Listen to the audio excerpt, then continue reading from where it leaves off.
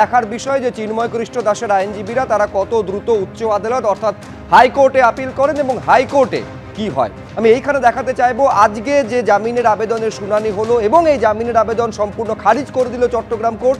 কার্তিক মহারাজ তা নিয়ে কি বলছেন? বলার ভাষা নেই, আমরা ভীষণভাবে চিন্তিত। এখন এই অবস্থায় আমরা দেখি ওখানে বাংলাদেশের সঙ্গে যোগাযোগ করছি, আমাদের ওখানকার মহারাজদের সঙ্গে। ওনার এখন প্রথম হচ্ছে নিরাপত্তা এবং চিকিৎসা, অসুস্থ হয়ে পড়েছেন ভীষণভাবে।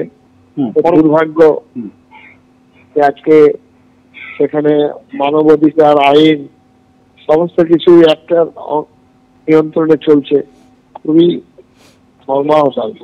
আমরা এখন চিন্তিত উনি বাঁচবেন কিনা সেটাই নিয়ে এসেছি। রাজশ্রী দত্তগুপ্ত আমাদের প্রতিনিধি রয়েছেন। দুটো বিষয় আজকে লক্ষ্য করার মতন ছিল রাজশ্রী। এর আগে চিন্ময় কৃষ্ণ দাসের আইনজীবীদের হেনস্থার মুখোমুখি হতে হয়েছে, এমনকি প্রাণ সংশয় পর্যন্ত হয়েছে।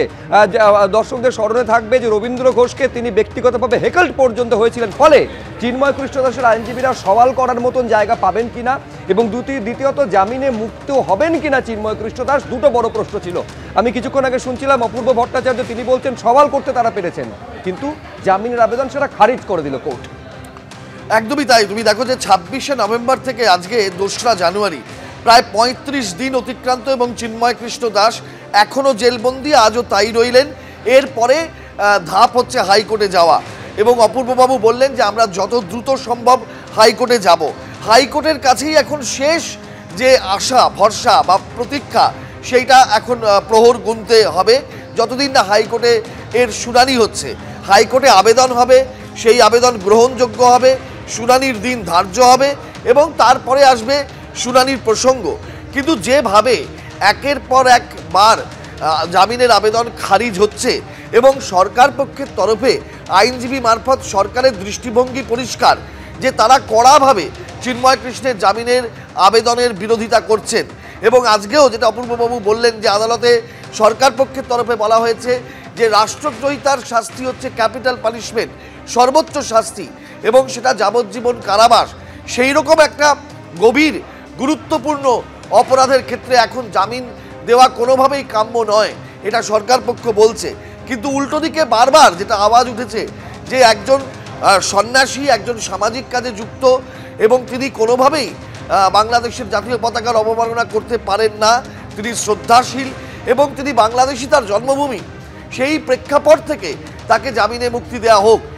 এত দিন ধরে এত জায়গায় চর্চা, আলোচনা, তর্ক বিতর্ক হওয়ার পরেও আজকে কিন্তু সেই শুনানির পরিণাম হলো জামিনের আবেদন খারিজ করে দিলেন বিচারক।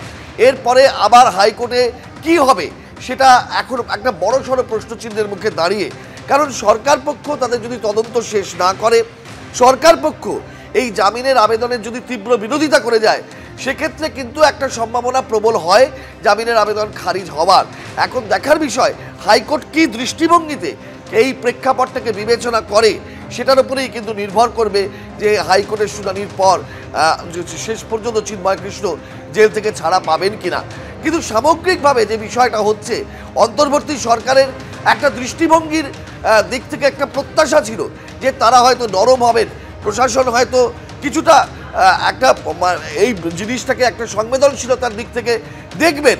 কিন্তু সেইটা কিন্তু আরও একবার আজকের শুনানির মধ্যে দিয়ে স্পষ্ট হয়ে গেল যে অন্তর্বর্তী সরকার এবং বাংলাদেশের প্রশাসন চিন্ময় কৃষ্ণ জেল থেকে বেরোন, জামিন পান, তা একেবারেই চায় না। এবং সেটা তাদের যে আইনজীবী মারফত, সরকারি আইনজীবী মারফত তার যে আজকে আদালতের সাবমিশন, তার মধ্যে দিয়ে পরিষ্কারভাবে তারাও সেই বার্তা দিয়ে দিল। বেশ রাজশ্রী, আপাতত তোমাকে ধন্যবাদ।